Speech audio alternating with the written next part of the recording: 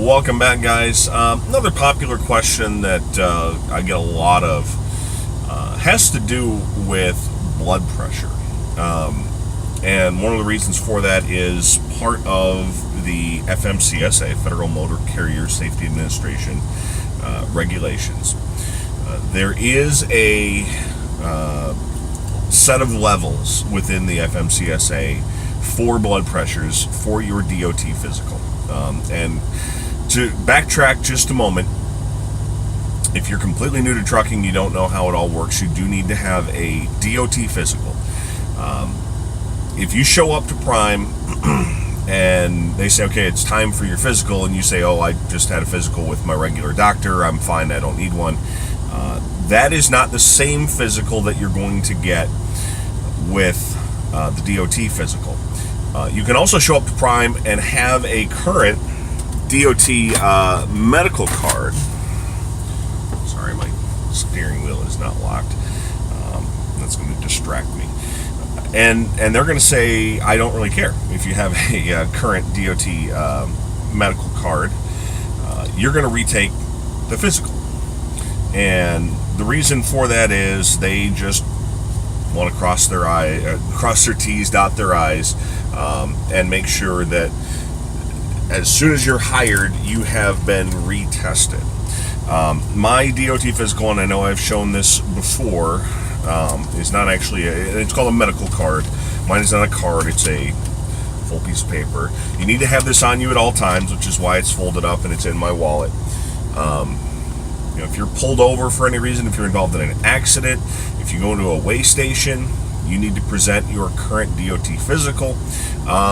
If you have, and I talked about the long form of the DOT physical. Apparently, you only get the long form. If you get a completely clean bill of health in the DOT physical, you're not going to get the long form. But if you're on medications, if you have high blood pressure, if you have sleep apnea, OSA, obstructive sleep apnea, you're going to get the long form. The long form, basically, it's the form that the doctor fills out. So to go back and recap, you're going to need to get a new physical. Prime will do it on premises. Almost all truck companies will do a DO physical on premises, or they'll have a company that they contract through, or whatever it is. They'll have a place that they send you. When you go to orientation, you're going to retake your physical. It will not cost you anything.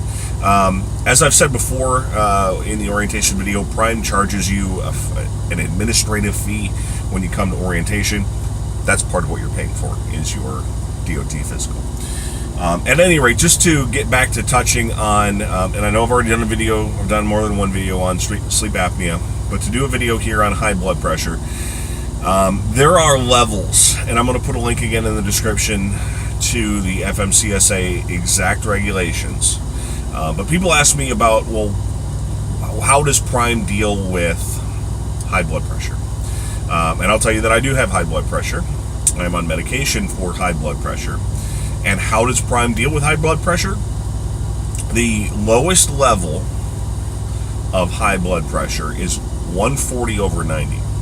And basically, Prime's philosophy, and you can, if your blood pressure is higher than that, there are exceptions within the FMCSA. If it's slightly above that, you can get a 1-year medical card. If it's even higher than that, you can get a 3-month medical card.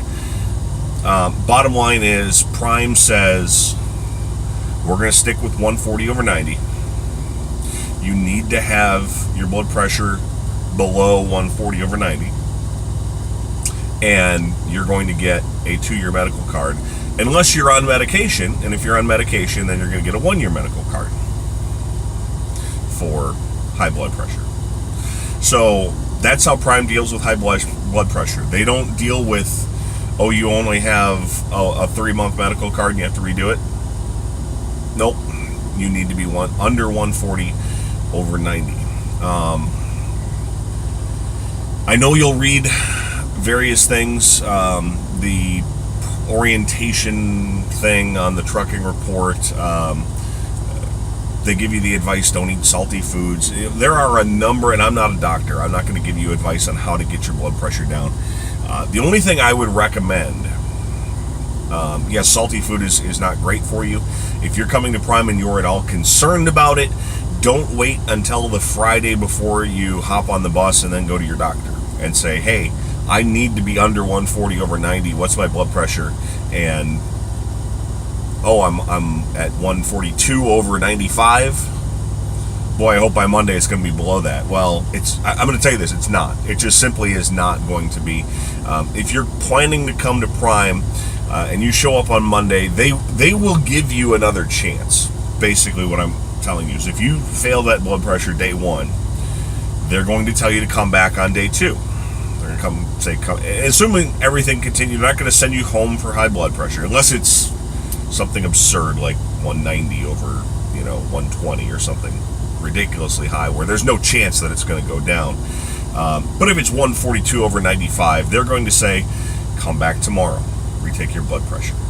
If it's high again on Tuesday, they're going to go on Wednesday and they'll say, okay, this is it. And if you fail it 3 times in a row, then they're going to send you home. But like I said, if you're concerned about it, don't wait until the week before you hop on the Greyhound and come out to Prime. Have a discussion with your doctor. If you need to get on medication, that's fine.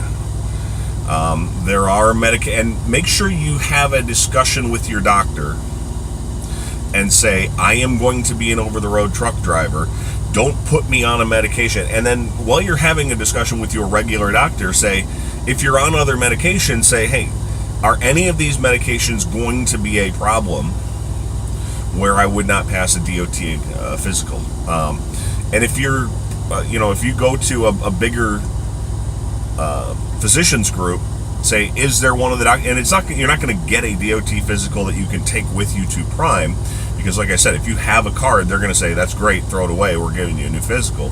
But you can at least have a conversation with somebody and say, get yourself prepared so that you don't show up on a medication that somebody needs to check with. So there's my 2 cents on DOT physicals. We've already done the sleep apnea, and I'll throw a link to some of those in the description of this as well, and a link to the FMCSA specifically on high blood pressure. But I get that question somewhat frequently. Again, you have to be under 140/90. And then after you drive for a year, you're going to have to get another DOT physical. It's not something where you pass it once and then you forget about it. They do your physical every 2 years. If you need to do it and you're on medication, they'll do it every year. And once you've been hired, it's a lot easier where if there's an issue, I know I talked about it in my sleep apnea videos.